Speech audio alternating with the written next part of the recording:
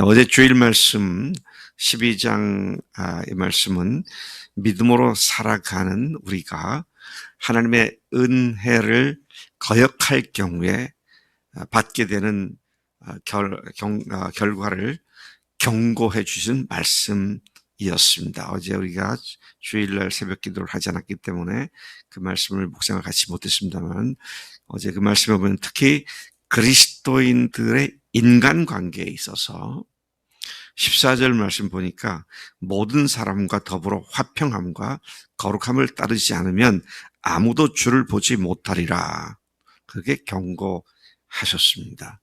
참 놀라운 말씀입니다. 제가 이런 말씀이 성경에 있었던가 이렇게 새롭게 이렇게 보여지는 말씀입니다. 주님을 믿는 그리스도인들이 인간관계에 실패하면 주를 볼 수 없다. 누구도 주를 볼 수 없다. 그런 말씀을 하고 있는 것을 봅니다. 그렇기 때문에 모든 사람, 그게 누구든지 간에 더불어 화평하고 또 거룩함을 따라야 한다. 그런 말씀하시죠. 여러분, 우리 마음에 그 뒤에 가서 보면 쓴뿌리를 갖고 사람을 대한다든지 하는 것들이 우리가 주님을 뵙고 만나고 하는 일에 큰 장애물이 된다는 사실을 보게 됩니다. 15절 이하에 보면 조금 전에 얘기한 쓴뿌리와 함께 음행, 또 한 그릇 음식을 위해서 장자의 명분을 팔아버린 에서의 경망스러움, 망령된 일, 이런 것들을 특별히 경고하고 있습니다. 이게 지금 그리스도인에게 하는 얘기입니다.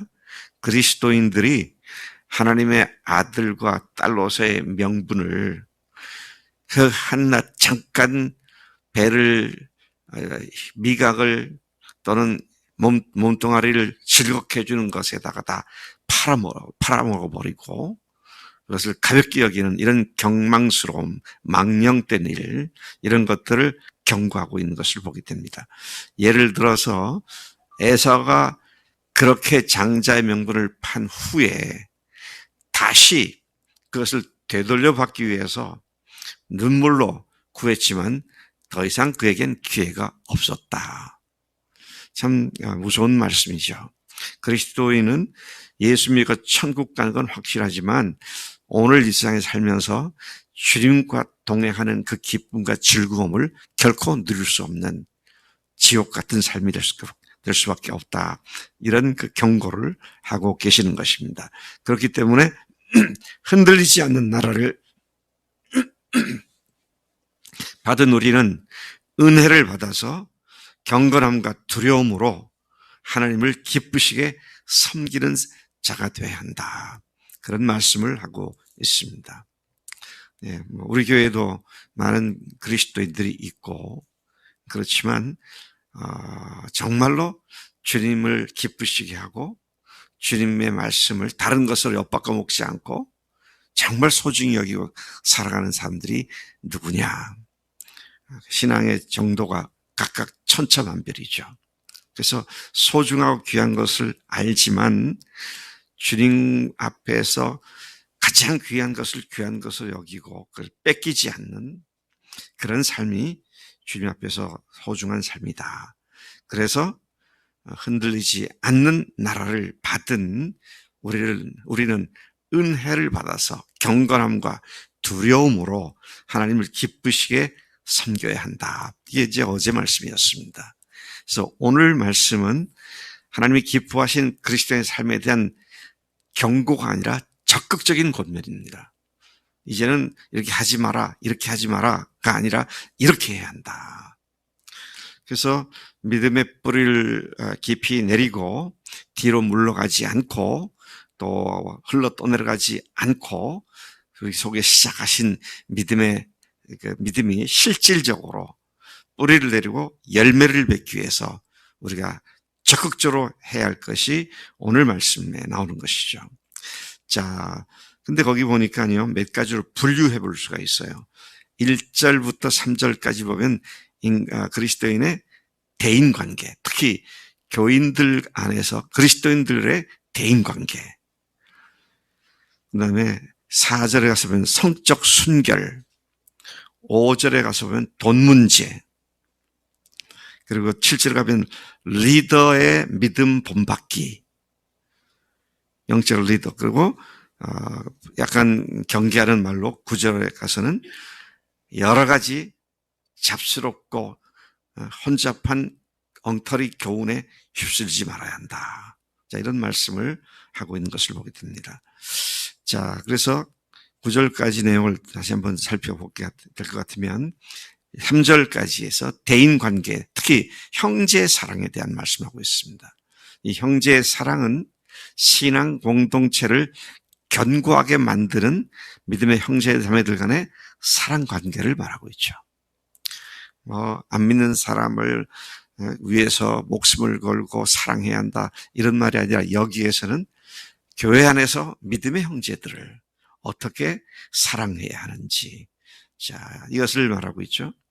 또 모르는 사람이라 할지라도 손님으로 왔으면 손님 대접을 제대로 해야 한다.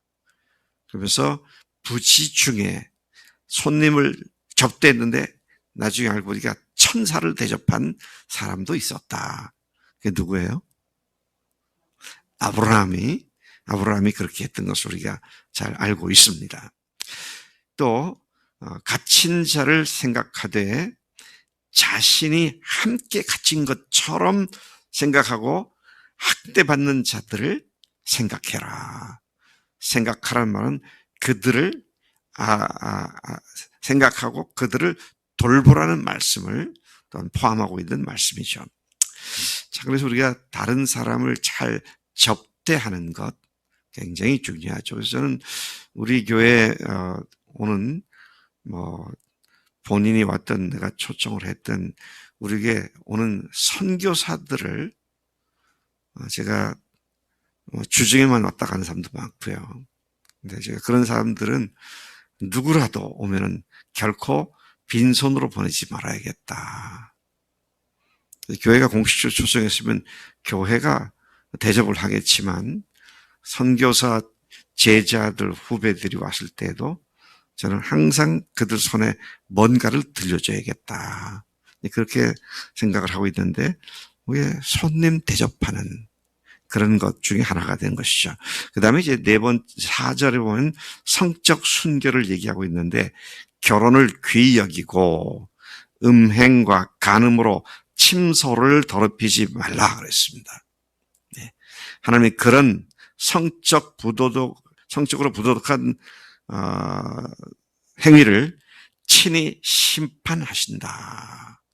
예, 참 우리가 성적인 도덕적인 이런 문제에 있어서 참 주님 앞에 두렵고 떨리는 마음으로 행실을 바로 해야 한다. 왜? 그것은 하나님께서 그것을 심판하시기 때문이다. 그런 경고를 하고 있죠. 그 다음에 돈 문제. 돈을 사랑하지 말고 있는 바를 족한 줄로 알라. 네. 돈에 대한 욕심은 한도 끝도 없잖아요. 네. 한도 끝도 없습니다. 근데 지금 생각해보면 참 이상해요. 제가 신학생일 때와 또 유학을 가서 생활할 때 정말 최소한의 돈이 있었어요. 최소한의 돈이 있단 말을 바꾸면 돈이 없었어요. 그런데 까마귀를 통해서 먹여줄 수도 있고, 한 번도 끼니를 거르지 않게 하신, 참, 그래서 돌이켜보면 살림은 아내가 했지만 아내가 지금도 돌아와서 지금 하는 얘기를 보면 그때 어려웠지만 어려운 줄 몰랐다. 참 이상해요.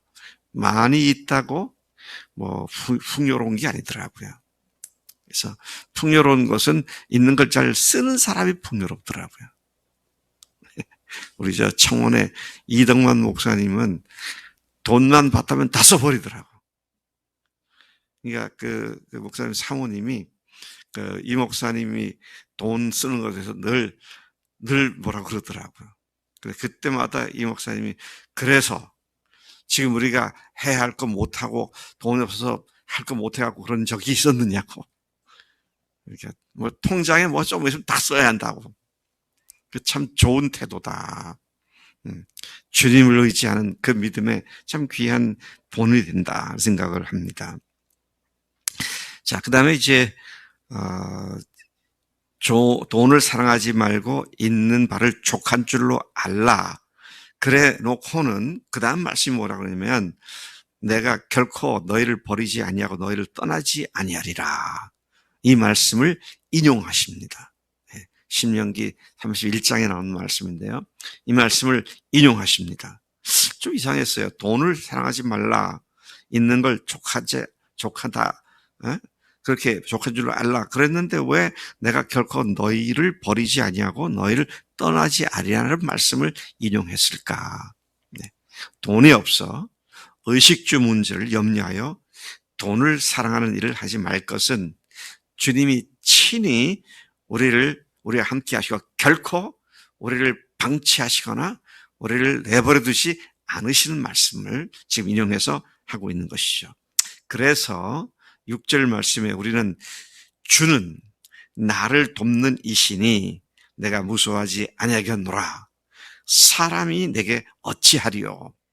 자, 여기에 두려워하지 않는다, 어찌하겠느냐 하는 것들이 사람들이 나를 핍박하거나 이런 문제이기도 하겠지만 문맥 속에서는 없는 상태 그거고 나를 해칠 수 없다.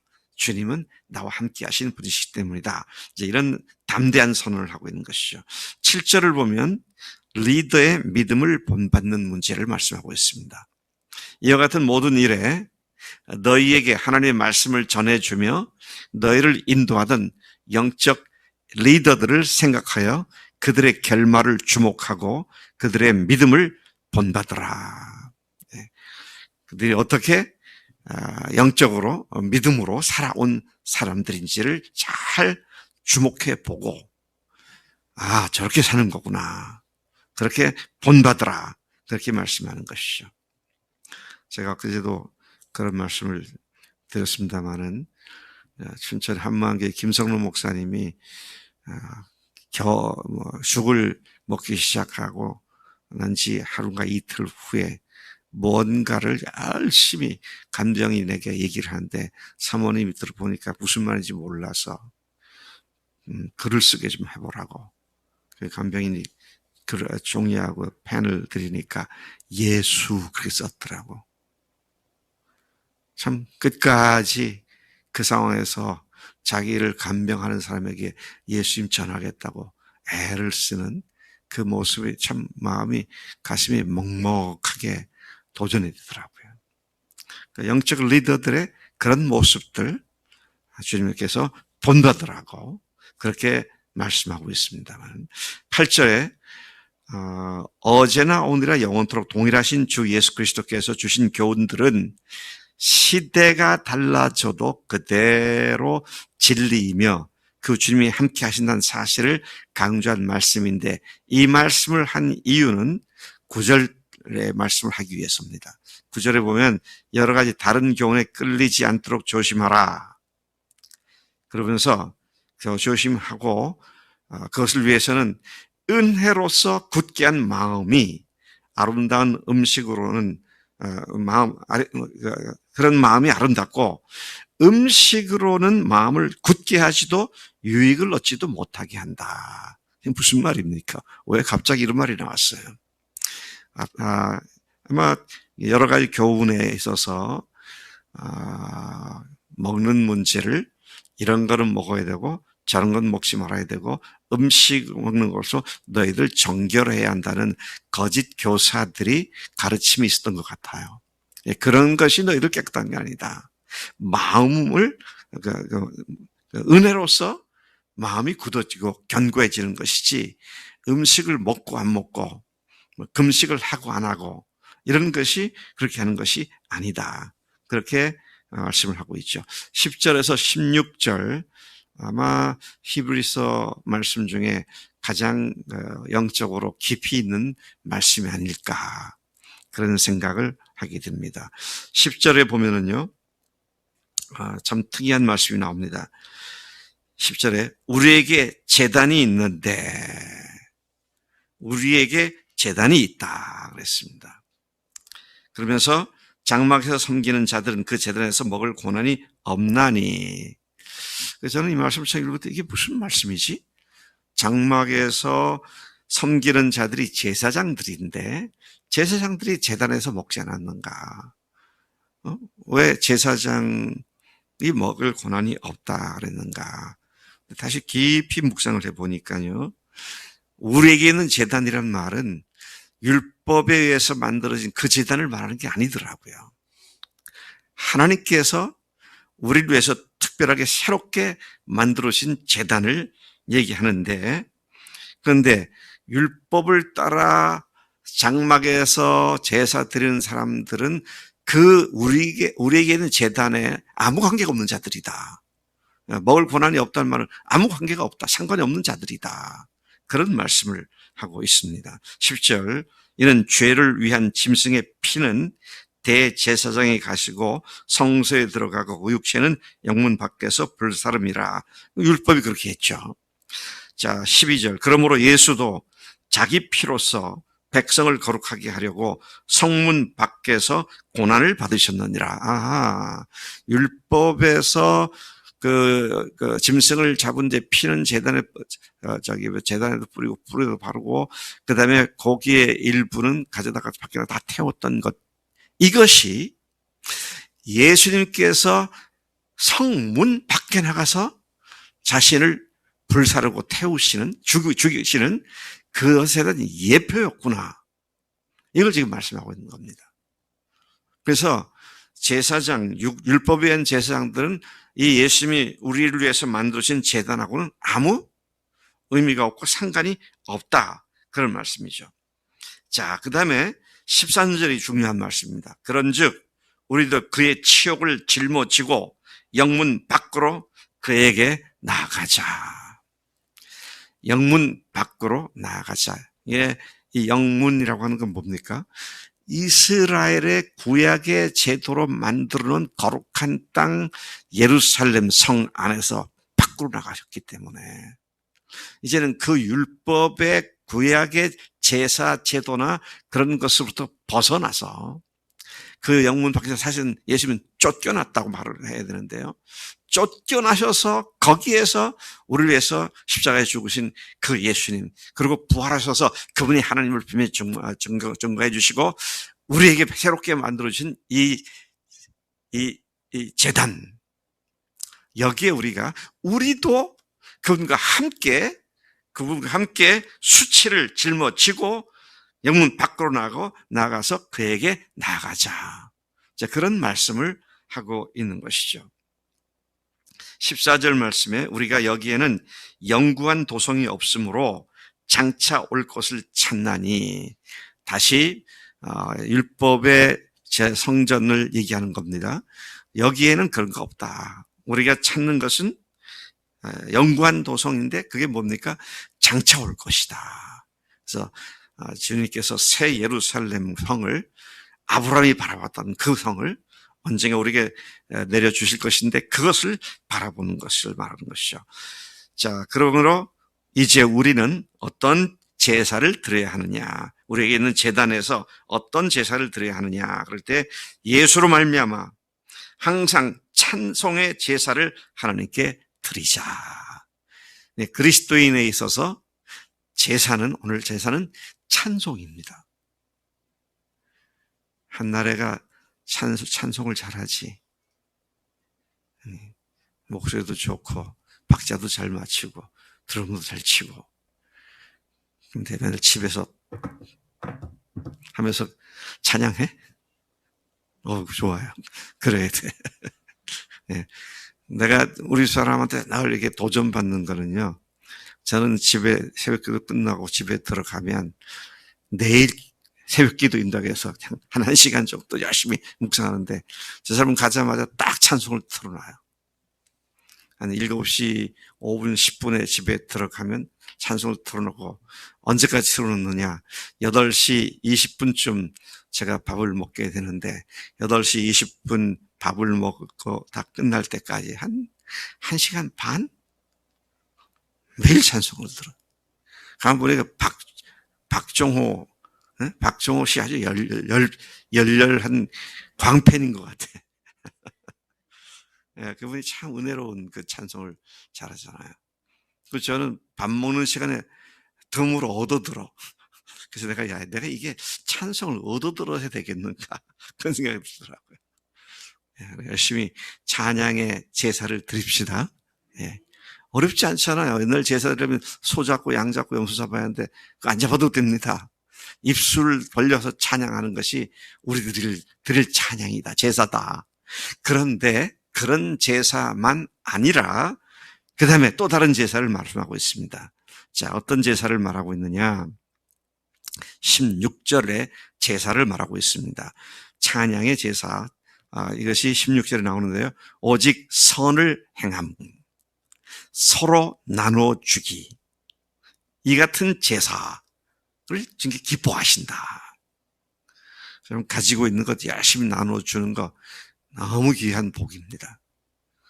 우리 박 전사님도 내가 보니까 그 두 내외가 열심히 일을 해서 벌지만 뭐 옛날에 받았던 것 퇴직금 다 다시 토해내고 뭐 그래서 그렇게 여유가 없는데도 어제 그 마디 식구들 다 또 우리 부부까지 초청해서 밥을 박선사가 사더라고요. 하나님께서 많은 복을 주실 줄로 믿습니다. 네. 그러니까 내가 조금 안쓰럽더라고. 그래서 카페에 가자 그래서 그러면 카페는 박 전도사가 돈을 밥을 놨으니 카페 커피는 박 목사가 산다. 어제 박 씨들이 다 해먹었어요. 나눠주기를 좋아하고요. 많아서가 아니라 있는 것 계속 나눠주기를 좋아하고 이제 그렇게 하는 것이 우리가 드릴 제사다. 오늘도 이런 제사로 주님을 기쁘시게 하고 또 형제들을 유익하게 하는 그런 삶이 돼야 할 줄로 믿습니다. 17절, 18절, 17절 너희를 인도하는 자들에게 순종하고 복종하라. 저는 제가 인도하는 자잖아요. 그래서 제가 제 입으로 여러분 나에게 순종하고 복종하십시오 하고 말하기에는 낯간지로 잘 말 못하겠더라고. 근데 어제 이 말씀을 듣다가 내가 하나님 말씀대로 안 가르치는구나. 그런 생각이 들더라고요. 하나님께서 이 말씀을 통해서 인도하는 자들에게 순종하고 복종하라. 여러분 목회자가 리더가 영적 리더가 오랫동안 생각하고 기도하다가 이렇게 하면 어떻겠느냐 당신은 이렇게 했으면 좋겠다라고 할 때 그때 순종하고 복종하면 망하죠. 복받죠. 예. 여러분의 목사인 제가 여러분들에게 과하고 지나친 걸 요구하는 것은 잘 할 줄 몰라요. 근데 영적인 일에 있어서는 기도합시다. 성경 공부합시다. 나눠서 교제합시다. 그런 말은 제가 열심히 하는데 그거라도 복종해야죠. 네. 자, 그래서 그렇게 할 때에 왜 그렇게 하냐면 그들은 너희 영혼을 위하여 경성하기를 자신들이 청산할 것 같이 하느니라. 사실 정말 그렇습니다. 교인들이 영적으로 헤매고 있을 때에 할 맛이 안 나요. 근데 영적으로 승리하는 걸 보면 얼마나 기쁜지. 그래서 제가 어제도 그랬잖아요. 간증 있는 게 너무 즐거운 시간이라고. 자, 그렇게 해서 그들로 하여금 즐거움으로 이것을 하게 하고 근심으로 하게 하지 말라. 어제 말씀하고 같은 말씀이죠. 네.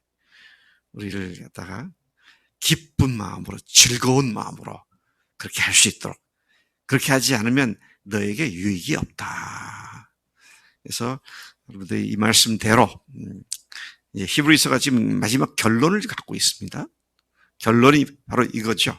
찬송의 제사를 드려라. 나눠주기를 좋아하고 또 선을 행하고 영적 리더들에게 순종해서 하나님께서 너희들에게 주시고자 하는 그 복을 유익을 최대한 누리는 삶으로 말미암아 뒤로 물러가 후퇴하거나 또는 흘러 떠내려가지 않고 앞으로 계속 달려가는 그 믿음의 자리에 들어갈 수 있다. 아멘이시죠? 하나님 아버지 감사합니다. 오늘 우리에게 히브리서의 총 결론에 도달하는 말씀을 일러주신 것 감사합니다.